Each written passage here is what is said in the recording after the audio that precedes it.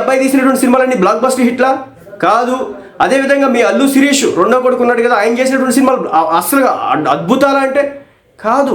Cinema ఇండస్ట్రీలో 10 సినిమాలు చేస్తే ఒక సినిమా హిట్ కొట్టడమే గగనం. పవన్ కళ్యాణ్ అనే వ్యక్తి 10 ఏళ్ల పాటు సినిమాలో ఇండస్ట్రీ హిట్ లేకుండా ఉన్నటువంటి వ్యక్తి. అలాంటి వ్యక్తి గబ్బర్ సింగ్ సినిమా పడి, అత్తారింటి ఇదారేది పడి ఎలాంటి రికార్డులు సెన్సేషన్ క్రియేట్ చేసిందో మర్చిపోవాల్సిన పని లేదు.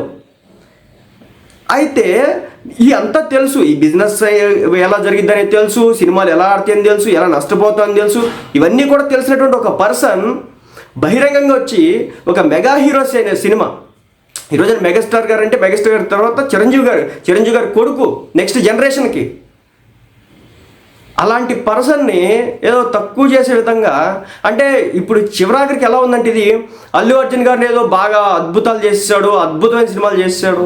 అల్లు అర్జున్ సినిమాలు ఫ్లాప్లు ఎప్పుడు లేవా? రావా? కేవలం రామ్ చరణ్ సినిమాలు వస్తాయా?